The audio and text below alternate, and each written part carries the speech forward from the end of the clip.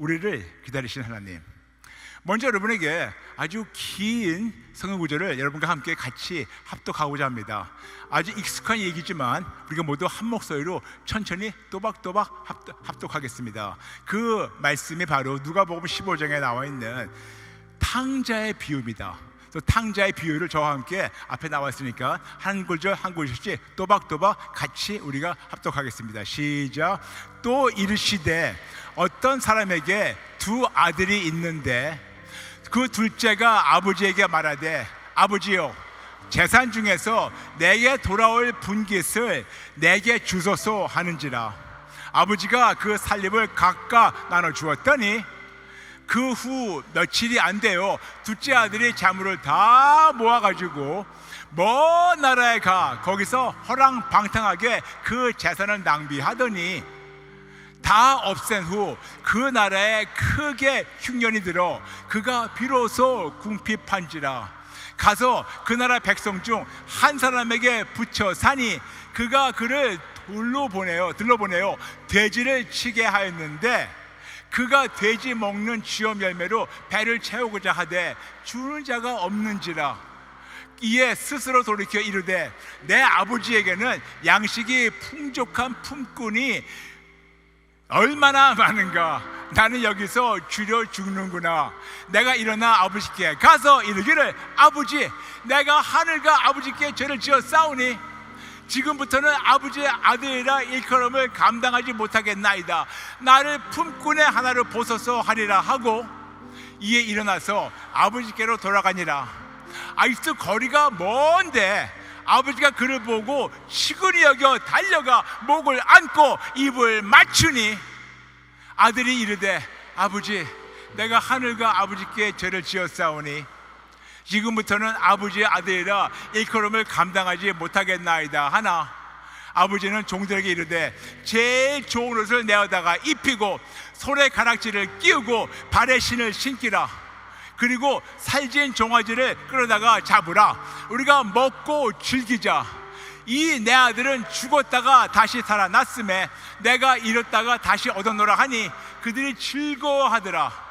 맏아들은 밭에 있다가 돌아와 집에 가까이 왔을 때 풍악과 춤추는 소리를 듣고 한 종을 불러 이 무슨 일인가 물은데 대답하되 당신의 동생이 돌아왔음에 당신의 아버지가 건강한 그를 다시 맞아들이게 됨으로 인하여 살찐 송아지를 잡았나이다 하니 그가 노하여 들어가 하고자 하니 그를 아버지가 나와서 권한대 아버지께 대답하여 이르되 내가 여러 해 아버지를 섬겨 명을 어김이 없거늘 내게는 염소 새끼라도 주어 나와 내 벗으로 즐기게 하시니 없더니 아버지의 살림을 창기나 함께 삼켜버린 이 아들이 돌아오매 이를 위하여 살찐 송아지를 잡으셨나이다. 아버지가 이르되 예, 너는 항상 나와 함께 있으니 다 내 것이 다 내 것이로다.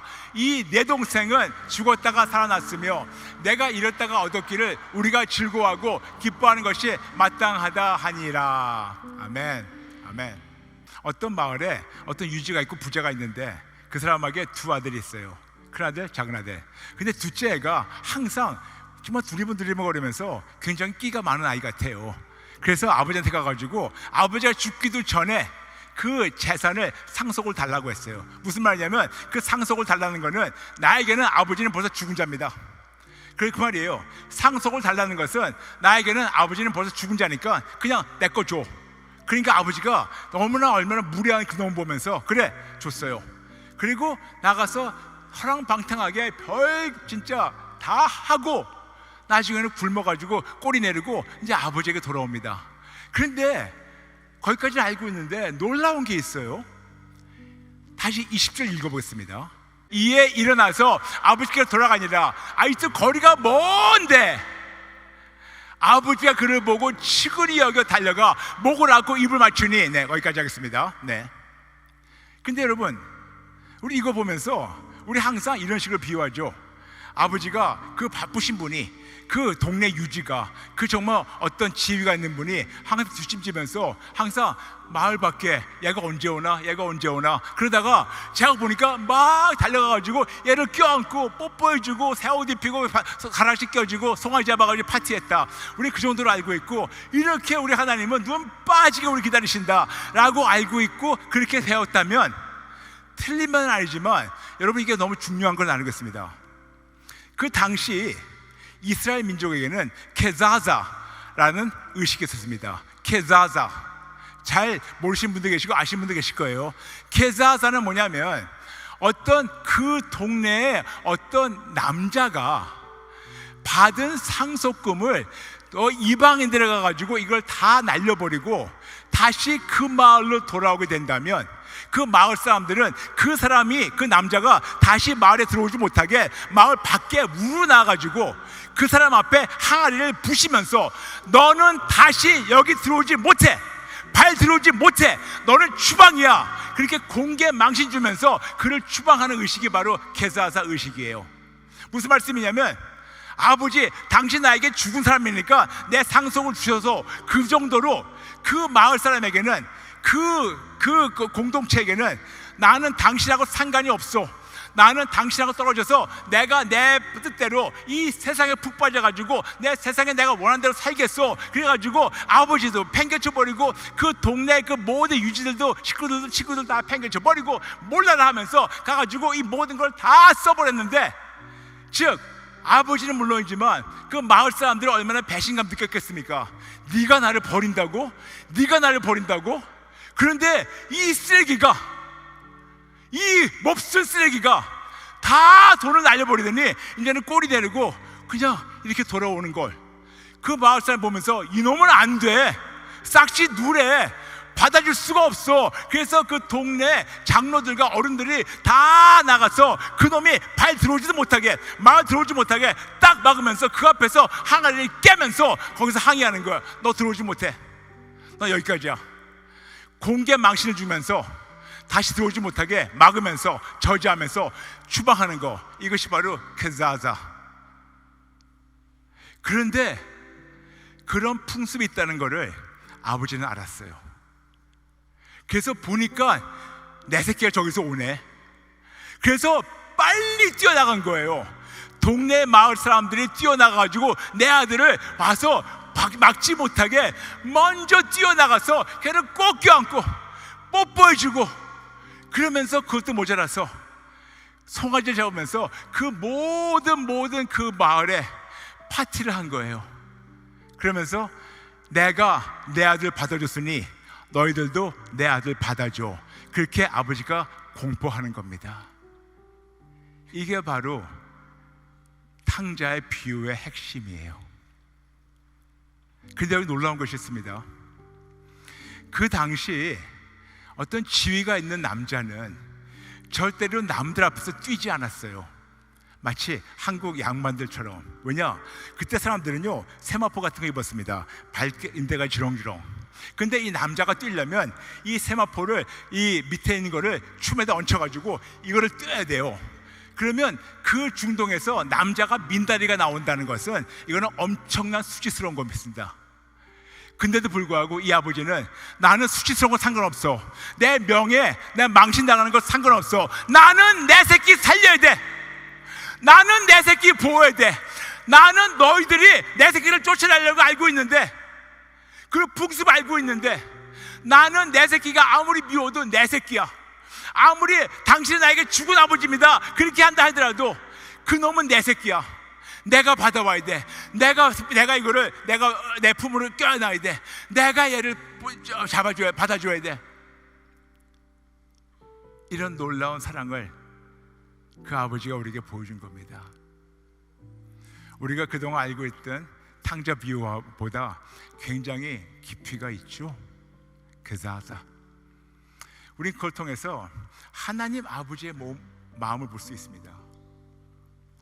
우리 하나님 아버지는 우리 같은 죄인이 하나님을 뿌리치고 하나님이 나하고 상관없다, 죽었다 하면서 내가 내 뜻대로 세상과 벗이 돼가지고, 성경 말씀하겠습니다.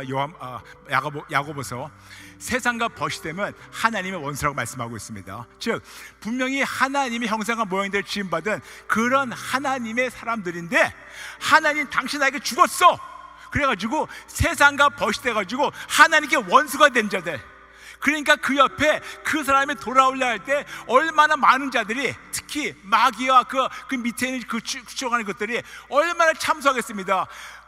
주님, 저놈 안 돼요. 저놈 쓰레기 중에 진짜 쓰레기예요.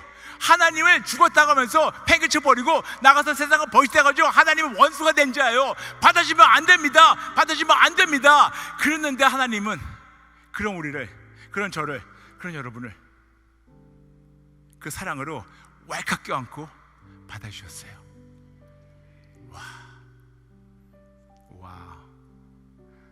와.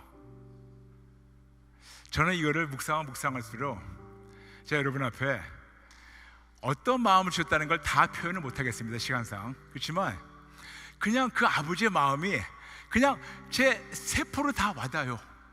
그냥 와닿아요. 이걸 어떻게 설명이 안 돼요.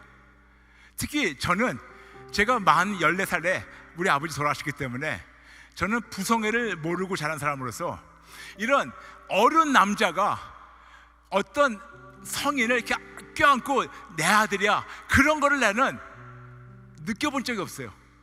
근데 이걸 읽을 때마다 마치 내 유괴 아버지가 살아계시다면 그분은 어땠었을까, 그런 상상을 하면서 읽다 보니까 내 유괴 아버지보다 억만 배, 정말 상상 못하는 그 크기로 하나님 아버지의 사랑을 받고 있기 때문에 그 사랑을 제가 표현하기가, 진짜 제가 한국말도 잘하고 영어도 괜찮게 하고, 제가 심지어는 히브리 헬라어 거기다가 제가 방언까지 하는데도 이 마음을 표현을 못하겠어요. 그냥 여러분이 아셔야 돼요. 그냥 느껴야 돼요. 오늘 하나님께서 여러분을 그 마음으로 여러분을 만나주기 원하십니다. 여기서 우리 하나님의 무한한 사랑을 볼 수가 있어요. 무한하며 어찌나 우리 같은 쓰레기를 사랑하셨는지, 죽기까지 하시면서 사랑하신 그 하나님의 그 놀라우신 무조건적인 사랑을 우리가 볼 수가 있는데, 근데 이겠습니다, 여러분. 우리 하나님은 우리를 무한계로 무조건으로 사랑하시는데, 무조건 사랑이 무조건 용납은 아닙니다. 거듭 말씀드리겠습니다. 우리는 많은 경우 하나님은 무조건 사랑이라고 표현합니다. 틀린 말은 아니에요. 왜냐하면 그분 자체가 바로 사랑이기 때문에. 근데 그분이 무조건 우리를 사랑하셔가지고 진짜 우리에게 어떤 조건 없이 당신의 아들을 죽이시면서 우리를 구하신 것을 알고 있습니다만, 그리고 진짜 참소하는 자들 앞에서 껴안고 내 새끼야 그렇게 보호하시고 데려가시는 걸 알고 있지만, 이 무한하고 무조건적인 사랑이 무조건 용납은 아닙니다. 만약 하나님이 우리를 무조건 용납하셨다면, 우리가 어떤 죄를 짓더라도 그거를 죄를 합리화시키면서 이거는 내 라이프스타일이야, 내가 그렇게 할 수밖에 없어, 나 그렇게 태어났어, 난 이걸 좋아해, 만일 내가 계속해서 죄를 지면서도 이걸 합리화시킨다면 하나님은 그거를 용납하실까요? 절대 아닙니다. 만일 여러분 착각하면서 무조건 사랑이 무조건 용납이다 하는 순간, 하나님을 거룩하신 하나님이 아닌 잡신 취급하는 겁니다. 이토록 우리 하나님은 거룩하신 하나님이시고, 이토록 우리 하나님은 오늘 이 구절에서 같이 읽었던 그 탕자의 비유에서 하나님의 은혜와 그 진리를 깨달을 수 있습니다. 어떤 은혜? 네가 나에게 꼬리 내리고 와서 수그리고, 물론 회개란 말은 없지만 회개하면 아빠가 용서해주고 받아줄게. 그렇지만 거기에도 진리가 있어요. 다시는 그러지 말라는 진리. 그래서 예수님께서 우리에게 말씀하신 것이 요한복음 1장 14절 17절, 예수님이 진리, 은혜와 진리로 오시다고 말씀하고 있습니다. 요한복음 1장 14절 1장 17절, 예수님은 은혜와 진리로 오셨다고. 그렇다면 은혜와 진리가 어떤 건지 가장 잘 표현하는 것이 요한복음 8장에 나와 있습니다. 요한복음 8장에 보게 되면 거기 그 음행을 하던 여인이 그 음행하는 장면에서 잡혀가지고 그 사람들 앞에, 그 말 앞에 갑자기 왔다가 팽개친 그 장면이 기록되어 있습니다. 그러면서 이 모든 사람들이 예수님께 정말 이렇게 음행한 여인 돌 맞아 죽어야 된다고 막 얘기합니다. 그때 예수님이 죄가 없는 자가 먼저 돌을 던지라 말씀하시면서 이렇게 땅에 앉아가지고 여기다가 무슨 글씨 쓰십니다. 근데 아직도 무슨 글씨 쓰는지 모르겠어요. 언젠간 천국 가서 여쭤보겠습니다. 뭘 쓰셨어요? 근데 열심히 쓰세요. 쓰신 다음에 툭툭 털고 일어나가지고 그거를 보는 사람들 손에 돌을 잡고 던지려고 이 여자 죽이려 하다가 늙은이들부터 어른들부터 젊은들까지 돌을 놓고 한 명씩 갔다고 성경에 나와 있습니다. 그 여인을 예수님이 거기서 살려주신 거예요. 그 놀라우신 은혜로 살려주셨어요. 그러면서 기록된 말씀이 요한복음 8장 11절입니다. 10절부터 읽을게요.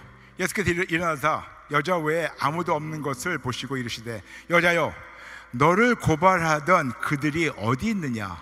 너를 정죄하는 자가 없느냐? 11절 대답하되 주여 없나이다.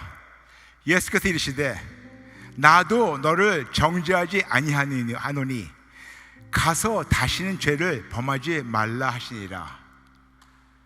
예수님께서 11절에서 놀라운 걸 하십니다. 그 너를 심판하고 정죄한 자가 어디 있냐? 없습니다. 그래? 그럼 나도 너를 정죄하지 않을게. 이러면서 용서해 주시는 거예요. 이렇게 은혜를 베푸시는 거예요.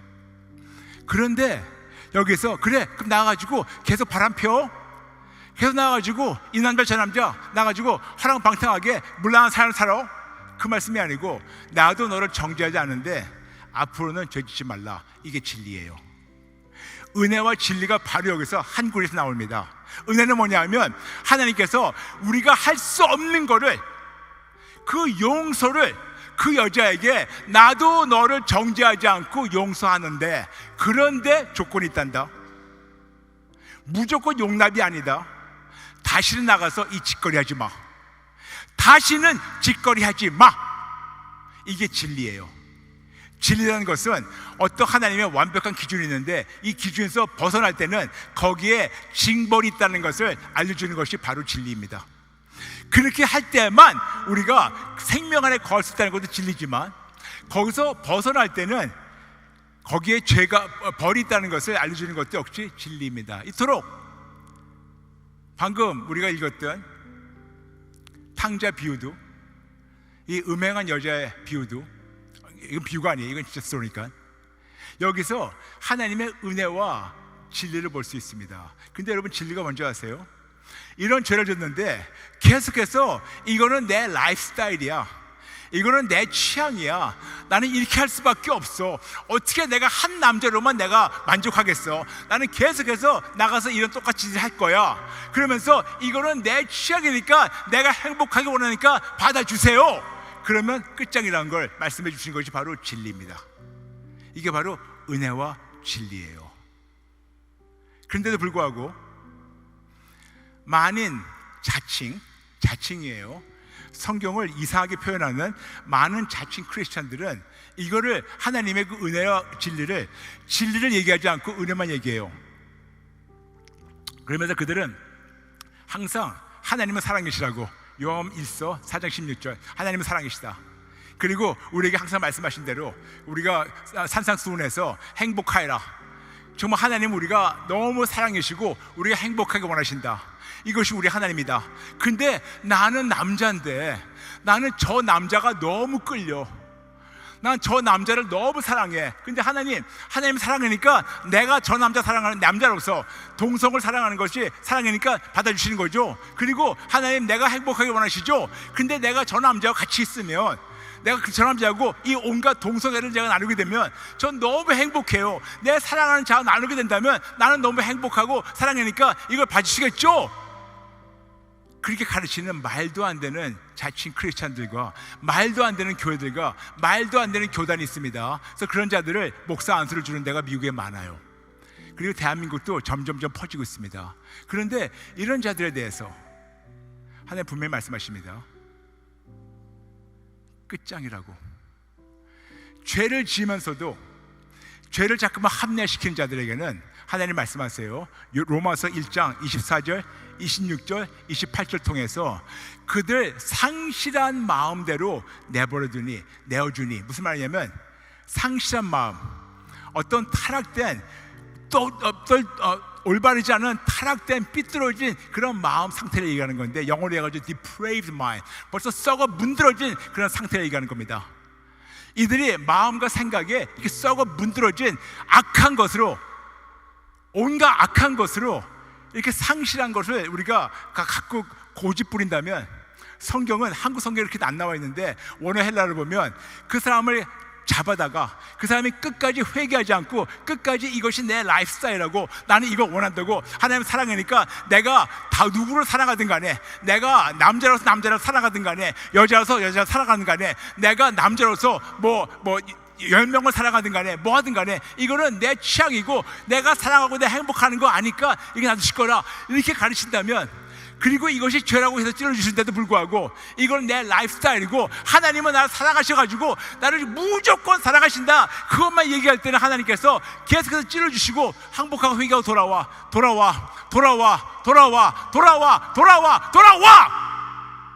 하는데도 아니야, 내 취향이야, 당신 사랑이라며 날 사랑하게 놔둬, 당신 나를 행복하게 원한다며 내가 행복해, 나를 놔둬.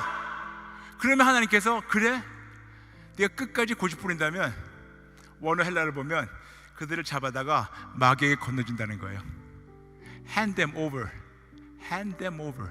직접 뽑아다가 그래 마귀야 네 먹이다 던진다는 아버지의 경고입니다.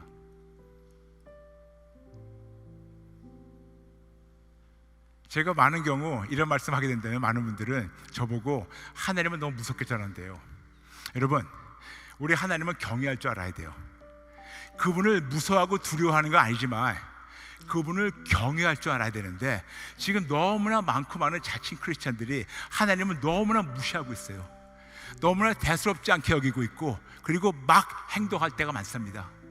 그리고 하나님의 말씀을, 그 불변하는 그 무오한 그 하나님의 진리를 자기 입맛대로 자기 취향대로 바꿔가지고 가르치는데, 진짜 안타까운 것은 그들은 그렇게 가르친다 하더라도 그걸 보면서 맞다고 박수치는 자들이 있어요. 그런데 성경은 분명히 경고합니다. 로마서 1장 32절, 이런 거를 보면서 옳다고 하는 자들도 하나님이 똑같은 죄를 물으신다고. 여러분, 이게 바로 은혜와 진리예요.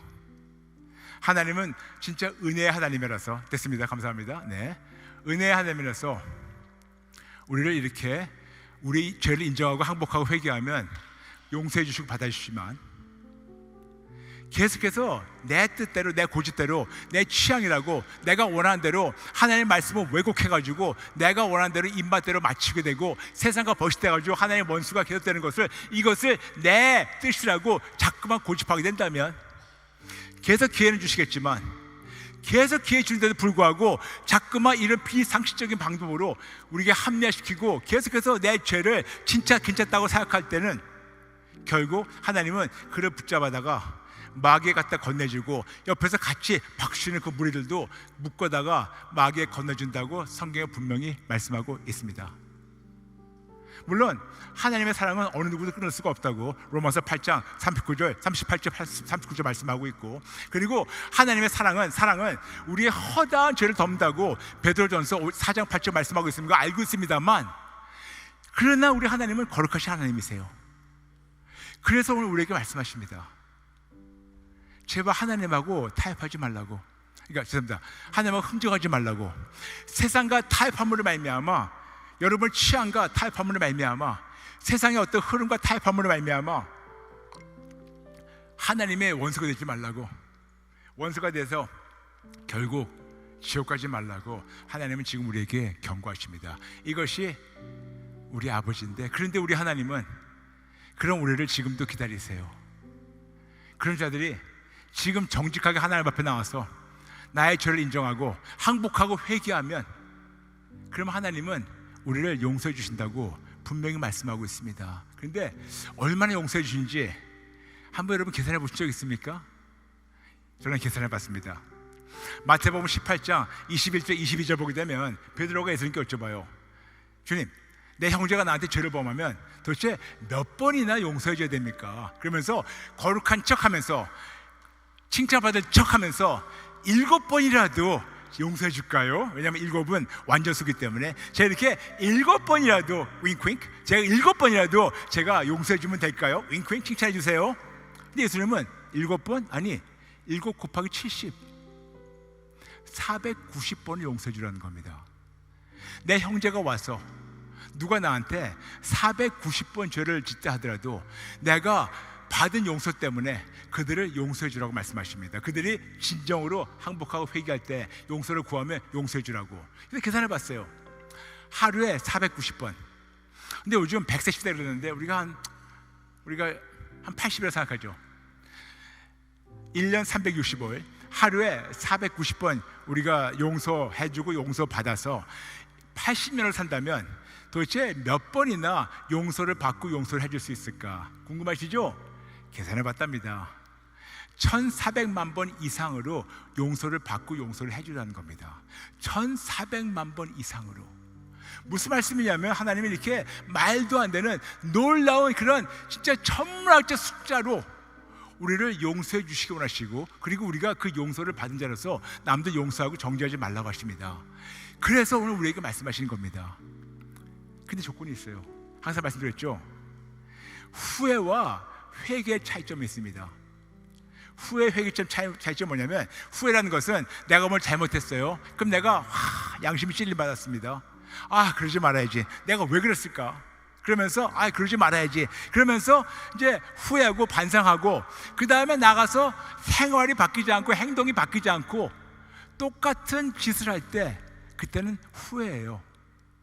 근데 회개는 분명히 말씀하고 있습니다. 우리가 사도행전 26장 20절 후반부에서 회개하고 하나님께 돌아가서 회개에 합당한 일을 하라고 말씀하십니다. 즉 회개라는 것이 원어 헬라어로 펜타노이아, 마음과 생각과 우리 모든 것이 바뀌어야 돼요. 그리고 어떻게 방향이 바뀌어야 돼요. 마음과 생각과 심지어 나의 취향까지 바뀌어가지고 하나님께 돌아가서, 근데 거기서 끝나는 것이 아니에요. 돌아갔다면 내가 이제는 그 짓거리를 안 한다는 것을, 내가 이제는 더 이상 그 과거 그 사람이 아니라는 것을 내가 삶으로 증명해야 될 때, 증명할 때, 그런 새로운 삶을 살 때 비로소 회개가 된 거고 용서해 준다고 우리에게 사도행전 말씀하고 있습니다. 그런데도 불구하고 후회는 하지만 회개는 안 하고, 심지어는 회개가 필요 없다는 가르치는 그런 자들도 있습니다. 그래서 오늘 여러분 말씀드린 겁니다. 우리 하나님은 지금 우리를, 저부터 시작해서 우리 모두를 너무나 기다리세요. 너무나 기다리세요. 너무나 기다리시면서 이렇게 1400만 번 이상으로 우리를 용서해 주시고 받아주시고 원하시고, 그리고 그 간절한 마음으로 우리 기다리십니다. 그러므로 여러분, 제발 하나님하고 흥정하지 마시고, 제발 여러분이 여러분의 죄와 여러분의 이런저런 생각을 합리화시키지 마시고, 제발 하나님 앞에 나와서 정직하게 회개하고, 항복하고 회개하고, 그 다음에 하나님께 돌아가서 회개에 합당한 일, 즉 새로운 생각과 새로운 마음과 새로운 관점과 새로운 가치관과 새로운 세계관으로 여러분이 직접 새 사람이 돼서 사는 것을 하나님과 모든 천사들과 모든 분들에게 증명해 주세요. 그럴 때 하나님은 우리에게 놀라운 회복을 주시기 원하십니다. 아멘, 아멘, 아멘. 근데 여기까지는 아주 깔끔한 설교 끝날 수가 있어요. 그런데 저는요, 그 탕자의 비유를 보면서 저는 자꾸만 제 모습 보는 것 같았습니다. 둘째 아들, 만일 그 둘째 아들이 집에 들어왔어요. 그리고 첫 번째 며칠, 심지어는 몇 주일 동안 너무 그 아버지의 사랑에 감격해가지고 그냥 쥐죽듯이 조용히 있으면서 형 눈치도 보고 아버지 눈치도 보고 마을 사람 눈치도 보고 뭐 일 좀 하는 척 하면서 좀 뭐 좀 하는 척 해요. 그런데 그런 말 있지 않습니까? 제보를 개 못 준다고. 근데 갑자기 안에서 뭐가 또 발동되기 시작해요. 뭐 꿈틀꿈틀거려요. 쟤들은 뭐 하지? 쟤들 왜 재밌어 있지? 왜 저기서 노래 부르고 술 마시고 쟤들 뭐하고 놀고 있지? 내가 옛날에 그랬었는데, 내가 옛날에 파티에 가면 내가 짱이었는데 지금 뭐지? 나 도대체 뭐야 이거? 시골에 묶여 있어가지고 나 진짜 아버지 눈치 보고 형 눈치 보고 난 돈 하나도 없고 그냥 지금 목숨 살아있는 것도 너무 감사한데 도대체 왜 내 인생이 이거 뭐지? 끼웃끼웃거리면서 저게 너무 멋있어 보여요. 그래가지고 하루는 아버지가 나가서 일하는데 아니면 주무시는데 밤에 또 주섬주섬 챙겨가지고 도망갔다 생각합시다. 성경 안 나와 있지만 저는 이제 소설을 쓰는 겁니다. 소설을 쓰는 거예요. 그 아들이 안 되겠어. 내 진짜 안에서 너무 근질근질해서 안 되겠어. 난 나가서 놀아야겠어. 나는 원래 이렇게 끼가 많은 놈이야. 나는 그렇게 놀아야 돼. 나 여행성이라서 난 놀아야 돼. 나갔어요. 아버지가 훔쳐가지고 가락집 가서 전당포에 팔아가지고 나가서 또 놀았어요. 그런데 얼마 가겠습니까? 얼마 못 가죠. 다 날려버렸어요. 근데 이제는 정말 벼르고 낯짝이 있다고 집에 들어오려니까 이제는 도대체 못 들어오겠어요. 이제 도대체 못 들어오겠어요. 진짜 이제는 더 이상 못 들어오겠어요. 만약 그럴 때 아버지가 어떻게 하셨을까?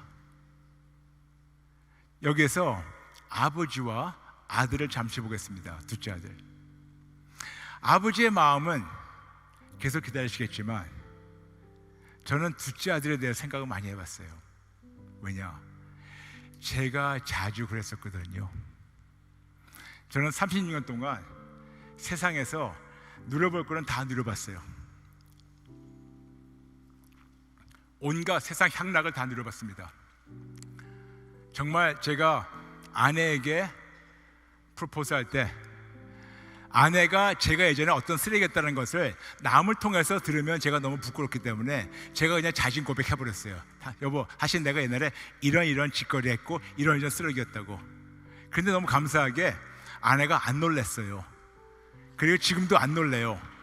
감사하게. 근데 왜냐? 그때 제가 아내한테 프로포즈 했었을 때 저는 더 이상 그 사람이 아니었기 때문에.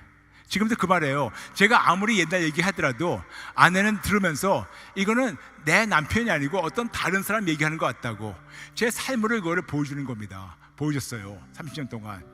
그런데 제가 진짜 세상에서 진짜 어쨌든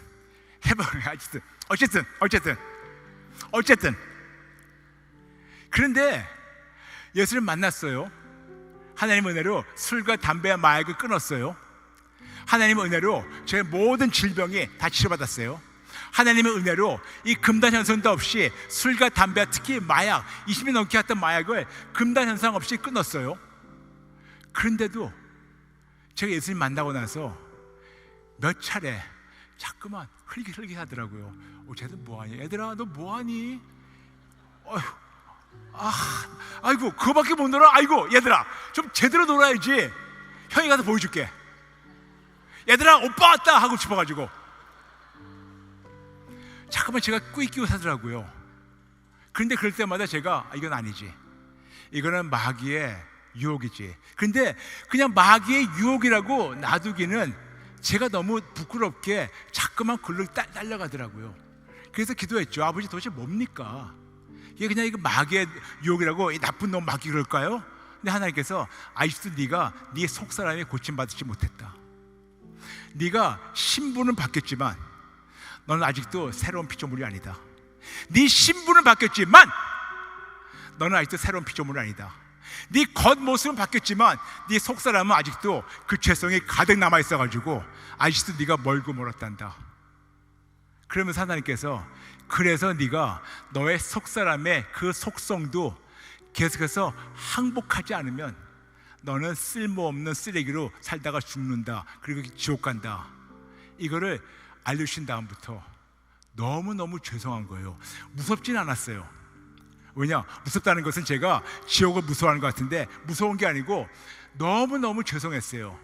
나 같은 죄인을 살리신 하나님을 내가 이렇게 또 실망시킨다는 게. 그런데 제가 신분을 바뀌었지만 속사람이 바뀌지 않은 것을 제가 깨닫고, 심지어는 결혼한 다음에도 제가 밤에 꿈을 꿔요.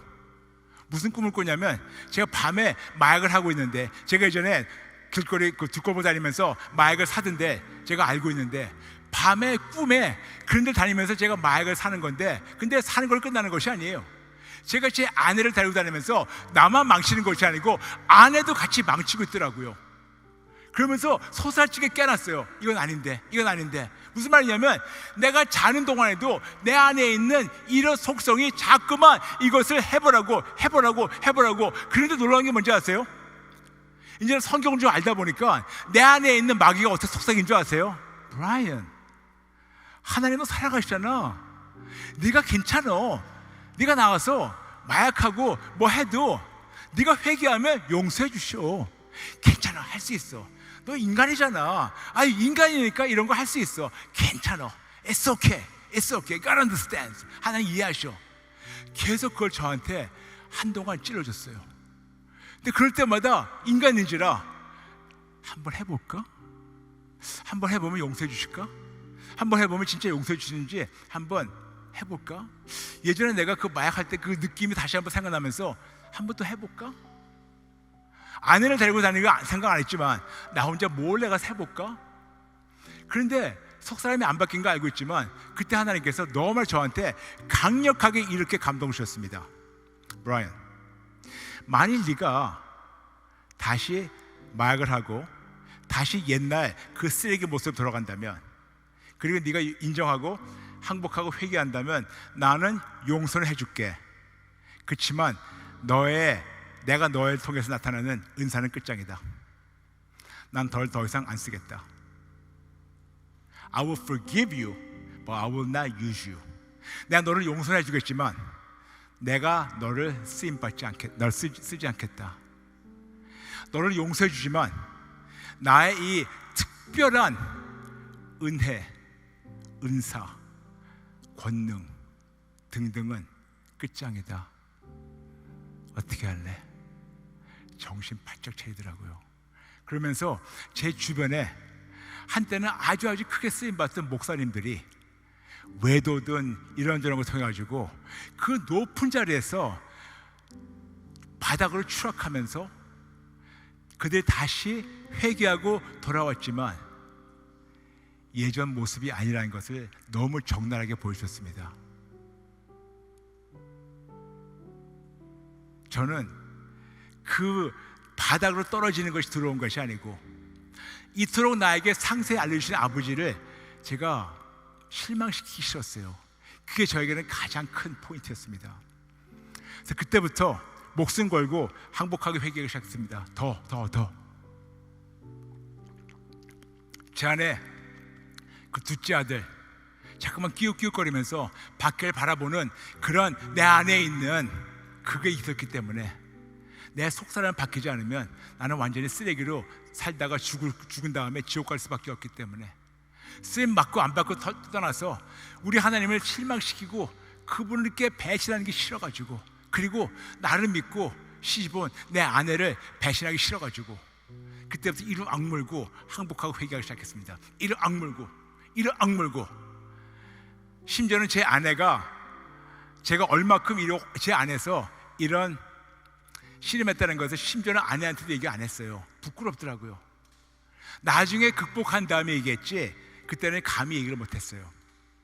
계속해서 항복하고 회개하다 보니까 점점 내 속사람이 바뀌기 시작하면서 점점 밖에 있는 그 유혹이 더 이상 유혹이 안 돼요. 밖에서 정말 모두 놀고 뭐 흥청망청하는 거 유혹이 안 돼요. 첫 번째는 유혹이 안 돼서 관심이 없었지만 이제는 그걸 보면서 그냥 불쌍해요. 쟤도 저렇게 살다가 지옥 갈 텐데. 그래서 불쌍한 마음으로 기도하게 되었습니다. 지금 여러분에게 저는요, 제가 그 둘째 아들로서 그 탕자로서 이 과정을 설명을 드리는 겁니다.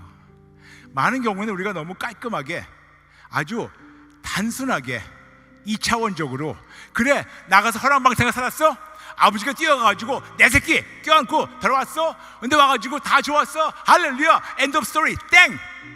라고 생각했다면 거기서 멈추지 마시고, 내가 그 둘째 아들이라면, 내가 탕자라면, 내가 아무리 예수님을 안에 들어와서 아무리 내가 집사장로 공사 목사를 하더라도 자꾸만 나는 곁눈질하면서 자꾸만 나의 옛사람이 나와가지고 자꾸만 내 속사람이 나를 자꾸만 이상한 대로 어두움으로 지옥으로 끌고 가려 할 때 그때 어떻게 해야 되는 건가? 오늘 그걸 나누고자 하는 겁니다. 여러분이 저보다 지금 훨씬 좋으신 분인 거 알고 있어요. 어쩌면 여러분은 한 번도 예수를 만난 다음에 그런 유혹에 여러분은 넘어지지 않을 수가 있습니다만 대다수 사람들은 그 유혹에 넘어져요. 돈, 명예, 이성, 모르겠습니다. 우리 모두에게 약점이 있어요. 교만, 자존심, 인정받기 원하는 거, 욕심, 탐심, 모르겠습니다. 음란, 어쨌든 수두룩해요. 술과 담배, 마약, 당연, 도박, 중독 등등등. 오늘 여러분에게 오늘 제가 말씀드릴 뭐냐면, 저는 탕자로서 아버지가 바다쇼가 들어왔는데 자꾸만 두리번거리는 창자로서 몇 번 나가려고 한 발이 밖에 나가려고 몇 번 해봤던 사람으로서 정신 차리고 돌아와서 감히 여러분에게 지금 말씀드리는 겁니다. 지금 만약 여러분 중에서 이거를 가지고 씨름하신 분이 계시다면 오늘 잘 오셨어요. 만약 여러분 중에서 이거를 가지고 정말 이런 거를 한번 그 생지옥에 갔다가 빠져나오지만 또 생지옥에 계속해서 들락날락 하는 사람들, 진짜 나는 이런 고통하고 있는데 누가 나를 알 쏘냐, 누가 나를 알 쏘냐, 만약 그런 마음으로 왔다면 제가 압니다. 제가 해봤습니다. 근데 놀라운 것은 우리 하나님이 저를 계속 기다려주셨어요. 오늘 여러분에게 나누고 싶은 거는 그 우리를 기다리시는 아버지의 사랑을 나누는 겁니다. 그러니까 여러분 부탁입니다. 늦지 않았어요. 계속해서 항복하고 회개하고 내 안에 있는 이 속사람을 다 버리세요. 내 안에 속사람을 철저히 항복하고 철저히 내 속사람의 내가 성향과 나의 취향과 내 어떤 합리화시키는 것과 나의 이제 등등등등 있지 않습니까? 다 있어요. 다 우리 안에 구덩이가 있어요. 다 회칠한 무덤들이에요. 오늘 우리 그걸 하나님 앞에 나가서 하나씩 다 항복하고 회개할까요? 아멘? 아멘? 아멘? 여기 계신 분들만 아니고 화면을 하시는 분들, 여러분 마찬가지예요. 대한민국, 해외, 지금 여러분 유튜브 하시는 분들, 여러분 오늘 다 똑같은 마음이에요. 저는 감히 여러분을 정죄할 자격이 없습니다. 그렇지만 여러분보다 먼저 이거를 지나간 그런 사람으로서 여러분에게 용기를 드리고 싶습니다. 하나님은 지금도 우리를 기다리십니다. 지금도 우리 하나님은 우리가 올바른 정신으로 나의 죄를 정직하게 인정하고 철저히 나의 어떤 성향이나 모든 것을 항복하고 회개하고 하나님께 돌아올 때 하나님 받아주시고, 그리고 그 다음에 또 꿈틀꿈 들어가지고 또 나가서 그러면 또 항복하고 회개하면 받아주시고, 또 항복하고 회개 받아주시고, 언제까지? 내 속사람이 완전히 변해가지고 새로운 피조물 될 때까지. 그 하나님의 사랑이 지금 우리와 함께 하십니다. 오늘 말씀 정리하겠습니다.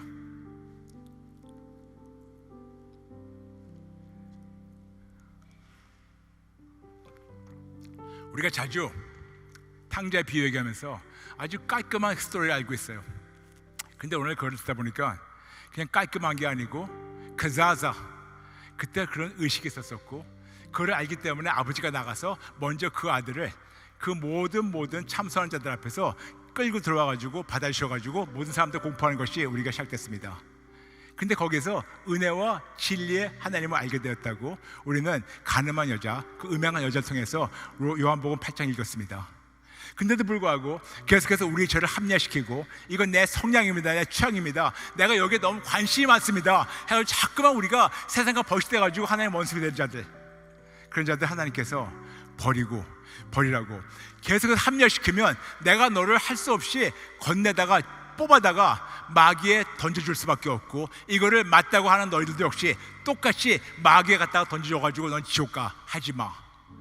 거기까지 알고 있는데 우리 안에 이 죄성이 남아있어가지고 자꾸만 두리번거려요. 자꾸만 남의 떡이 커 보여요. 자꾸만 저 차가 좋아 보여요. 자꾸만 저 옷이 너무 예뻐 보여요. 자꾸만 뭐가 안목의 정력, 이생의 자랑, 뭐가 잠깐 보여요. 그런 걸 여러분 싸워야 됩니다. 근데 내 안에 계속 죄성이 있으면서 싸우기 힘들어요.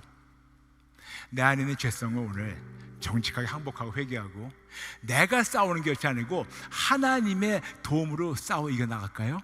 아멘? 아멘? 아멘? 오늘 제 아내와 제가 아주 사랑하는 여러분 앞에서 저의 부끄러운 치부를 다 드러냈습니다. 왜냐? 저는 더 이상 그 사람이 아니기 때문에, 그리고 그 사람이 아니려고 몸부림치기 때문에. 그렇지만 저는 제 자신을 보장 못합니다. 지금 여러분 앞에서 그 뻔뻔하게 저는 더 이상 그 사람이 아닙니다 했지만 who knows? 누가 압니까? 내일 내가 또 빠질지, 다음 주에, 내년에 제가 또 빠질지 진짜 어느 누구도 보장을 못하기 때문에 저는 어느 누구보다도 절실히 예수님을 붙잡고 절실한 마음으로 항복하고 회개하는 그런 여러분과 똑같은 죄인이라고 말씀드리면서 그 똑같은 죄인을 기다리시는 아버지가 지금 우리를 만나주시기 원하십니다. 그 아버지 만나기 원하십니까? 아버지 만나기 원하십니까? 그 모두 신발을 벗고 앞으로 나와주세요. 오늘은 우리 안에 자꾸만 두리번거리는 우리 죄성, 자꾸만 세상 것을 더 좋아 보이게, 더 원하게, 그런 안목의 정욕, 이생의 자랑, 자꾸만 내 속사람이 아직도 변치 않았는데, 내가 세상 쓰레기하고 똑같고 세상과 벌써돼가지고 하나님의 원수가 되고 있는데, 오늘 이거를 우리가 하나님 앞에 하나씩 차근차근 버리겠습니다. 어떤 분들에게는 이것이 성품 결함일 수가 있어요. 교만한 마음, 자존심, 그리고 우리 안에는 혈기, 어쨌든 너무나 많아요. 이 쓰레기 더미가 지금 우리가 있습니다. 회칠한 무덤을 우리가 하나씩 벗겨볼까요? 아멘? 아멘이죠? 아멘이죠? 그럼 제가 여러분에게 어떻게 기도하는 걸 알려드리고 이제 재결단하는 기도하겠습니다. 같이 재결단 기도한 다음에 여러분 개개인이 성령님께 이렇게 기도합니다. 절 따라해 주세요. 성령님, 저의 속사람을 보여주세요. 저의 죄를 보여주세요. 저의 성품 결함을 보여주세요. 저의 죄성을 보여주세요. 제가 포장하고 있는 모든 죄를 보여주세요. 찔러주세요. 인정하겠습니다. 보여주시고 찔러주세요. 합리화시키지 않겠습니다. 저의 죄를, 속사람을 찔러주시고 보여주시고 알려주시고 항복하고 회개하게 도와주세요. 이런 식으로 기도하면서 성령님이 찔러주시면 정직하게 인정하고 항복하고 회개하는 기도를 할 텐데, 먼저 예수님께 재결단하는 기도하겠습니다. 저를 따라해 주세요. 하나님 아버지, 죄송합니다. 잘못했습니다.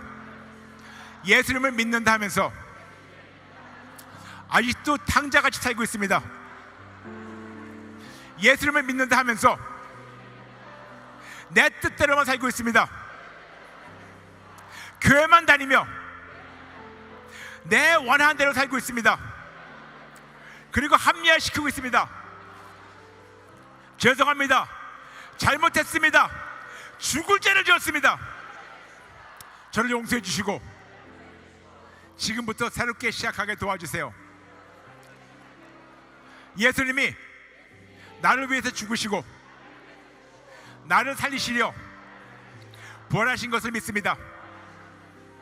예수님만을 저의 주님과 구세주로 올려드립니다. 예수님만을 저의 전부를 올려드립니다. 예수님께 저희 생명을 바치고 예수님만을 위해서 살겠습니다. 성령님, 저의 죄를 찔러주세요. 저의 속사람에 감추고 포장하고 있는 죄성을 찔러주세요. 알려주세요. 보여주세요. 변명하지 않겠습니다. 항복하고 회개하게 도와주세요. 속사람을 바꿔주세요. 살려주세요. 살려주세요. 살려주세요. 여러분, 저와 함께 아버지라고 세 번 부르고 항복하고 회개하겠습니다. 시작. 아버지,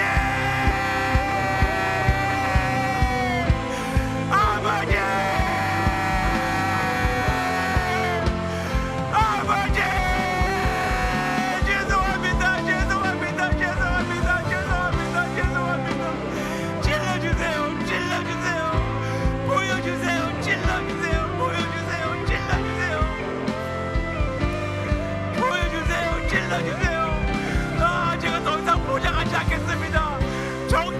정직하게 진짜 항복하고 회개하겠습니다.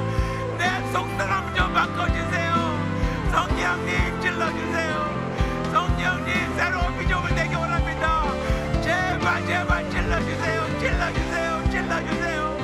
여러분 계속해서 찔러달라고 계속해서 보여주시면 항복하고 회개하세요. 변명하지 마세요. 변명하지 마세요. 항복하고 회개하세요.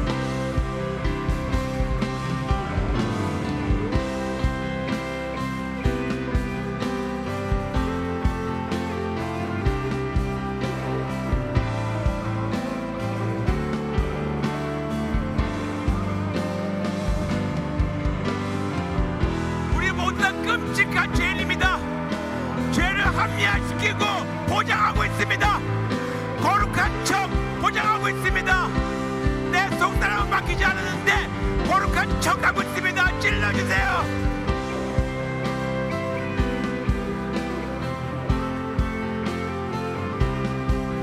지금 강력하게 역사하셔서 성령님의